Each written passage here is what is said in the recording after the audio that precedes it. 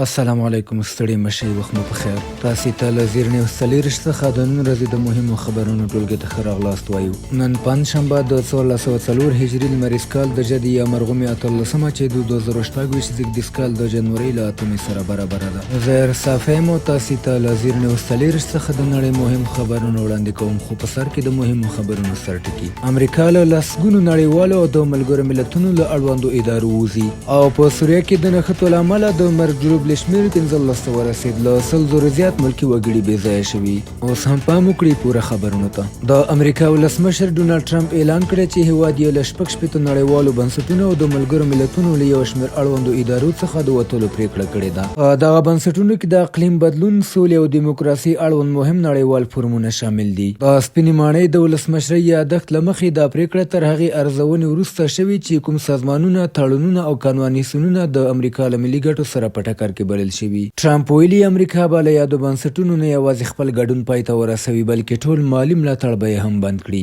اعلان شوي لیست له مخې 15 غیر ملګرو ملتونو نړیوال بنسټونه تر اغېز لاندې راځي چې پکې د اقلیم بدلون بین الحکومتي پلاوی، د دیموکراسي او ټاکنیزې مرستې نړیوال انسټیټیوټ او د طبیعت د ساتنې نړیواله اتحادیه شامل دي. سربیره پر دې امریکا له یو دېرش هغو ادارو څخه هم وځي چې د ملګرو ملتونو تر چتر لاندې فعالیت کوي، لکه د اقلیم بدلون چوکاټي کنوانسیون، د ملګرو ملتونو د دیموکراسي صندوق او د میندو او ماشومانو د روغتیا اداره. یو شمېر له دغو ادارو د جګړو پر مهال د زیانمنو ډلو په ځانګړي ډول د ماشومانو د ساتنې لپاره کار کوي. د ملګرو ملتونو وایاند ویلي سازمان به د دې پریکړې په اړه خپل رسمي غبرګون اعلان کړي. سره له دې چې ټرمپ د ملګرو ملتونو په چارو کې د امریکا د ګډون د کمولو خبرې کوي، خو امریکا لا هم د ملګرو ملتونو بشپړ غړیتوب لري او د امنیت شورا د دایمي غړي په توګه د ویټو حق ساتي. ټرمپ تر دې وړاندې هم امریکا د روغتیا نړیوال سازمان، د پاریس اقلیمي تړون او د ملګرو ملتونو د بشري حقوقو له شورا څخه ایستلې وه. د روغتیا نړیوال سازمان څخه د امریکا وتل به د 2026 کال د جنورۍ په 22مه نافذ شي.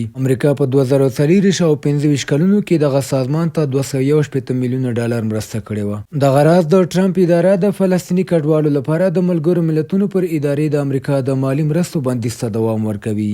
د حلب نښتې د مرجو بلشمیر 15 ته ورسید. له 100 زره زیات ملکي وګړي بې ځایه شوي. د سوریې په حلب ښار کې د دولتي پوځ او د سوریې دیموکراتیکو ځواکونو ترمنځ سختې نښتې روانې دي چې له امله یې لږ تر لږه 15 کسان وژل شوي او لسګونه نور ټپیان دي. د حلب د روغتیا ریاست ویلي په وژل شوي کې 9 ملکي وګړي شامل دي او 52 تنه نور د دیموکراتیکو ځواکونو د بریدونو له امله ټپیان شوي دي. د حلب د رسنیو د څانګې مسؤلینو رسنیو ته ویلي د روانو جګړو له امله تر 100 زره ډیر ملکي وګړي او له یادو سیمو وتلي، خو شاوخوا همدومره نور لا هم په جګړیزو سیمو کې بند پاتې دي. په عین حال کې دولتي رسنیو راپور ورکړی چې د حلب پوهنتون د محصلینو له لیا او الرازي روغتون د توغندیز بریدونو هدف ګرځېدلي چې له امله یو ډاکټر ټپي شوی هم دی. بلخوا د ترکیې د دفاع وزارت یو چارواکي ویلي که د سوریې حکومت ترې وغواړي انقره چمتو ده د دیموکراتیک ځواکونو پر وړاندې له دمشق سره پوځي مرسته وکړي.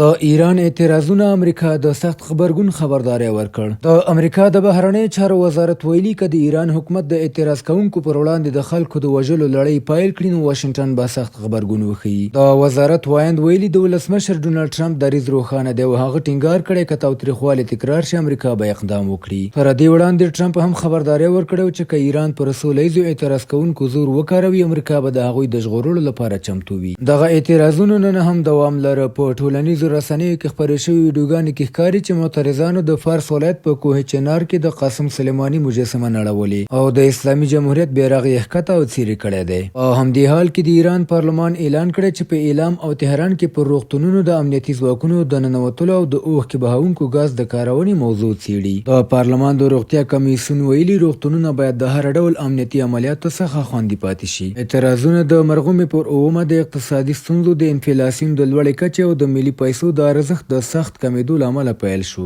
د بشري حقوقو فعالان وایي په دې اعتراضونو کې لږ تر لږه 100 کسان وژل شوي دي. او د پای خبر دا چې د وینزویلا د کورنۍ چارو وزیر وایي د امریکا په عملیاتو کې 100 کسان وژل شوي دي.